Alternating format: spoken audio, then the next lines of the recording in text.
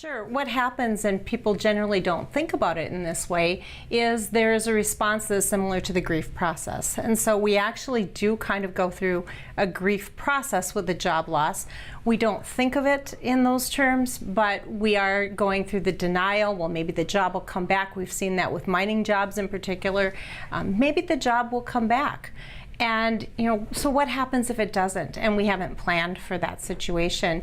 And so when we want people to be thinking about this, think about it in terms of that grief cycle. We know we'll go through those various stages. However, what tends to happen with this is as we progress through the stages, we might kind of circle back. And in the model that you've shown, you'll see that there are ribbons that kind of circle back around, and so that kind of shows that we don't go through this in a straight line linear process.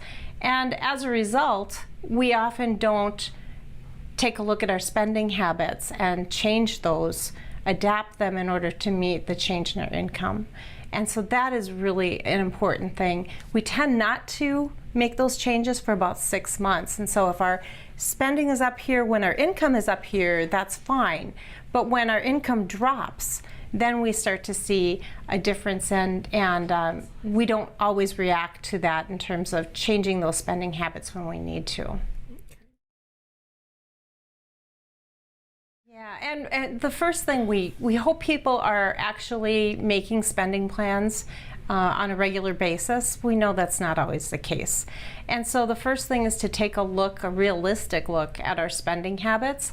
What are we spending on? Where's our income right now? And to get a real good idea of what's happening right now. When we do disaster recovery work, we often talk about before disaster, after disaster, and it's very similar. Although we don't want that perception to be disaster in this case, because we want people to have a good perception of things change and we can adapt to change. But we want to look at before the situation occurred, how was our spending, what did our plan look like? And then we go forward and start to make some changes. So are there things that we can cut that might not be drastic changes in our plans? We like to look at the little items that we can change that might have some big impact. And so thinking about what those spending areas are, really having a good idea of where we're spending our money, and then being able to, as a family, work together and to create those ideas of, so what do we cut and what are our new goals moving forward? Go forward? A lot of times we automate our decisions so much. I mean, when we get up in the morning, there are certain things that we just generally do.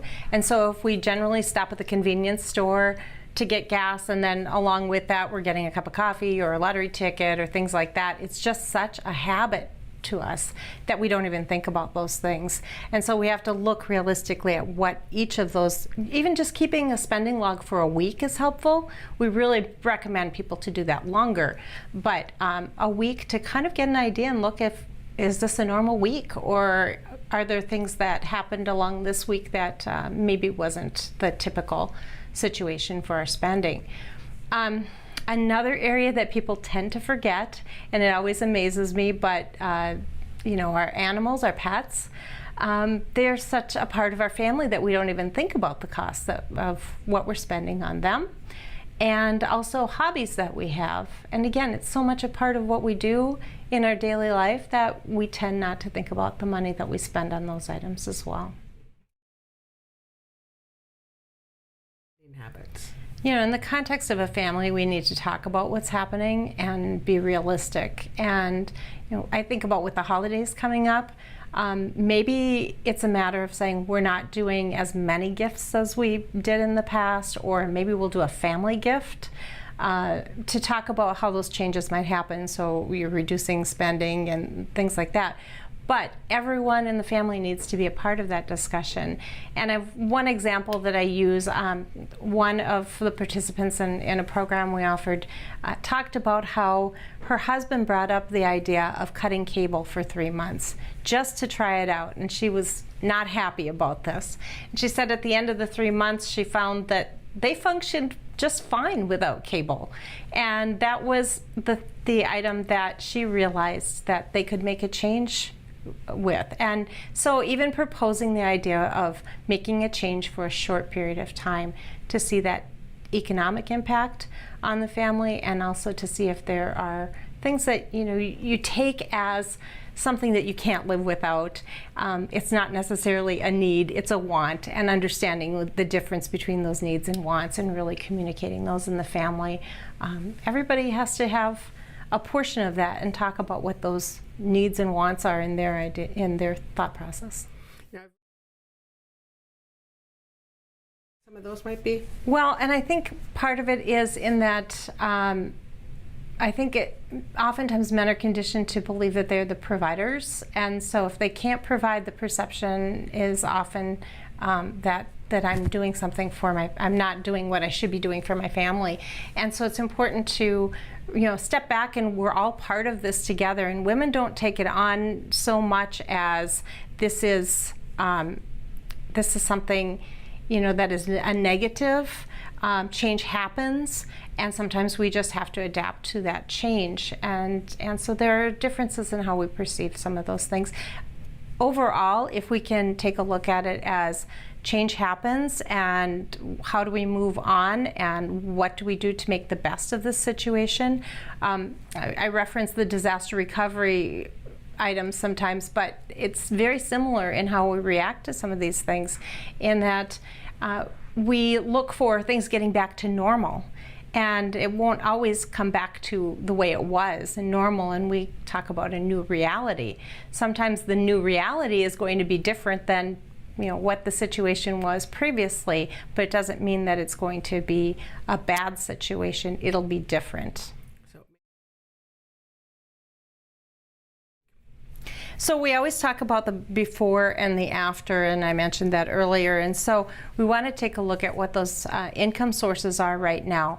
And we always talk about three pieces of money management that are important to remember. You can increase income, you can decrease spending, or you can do a little bit of both.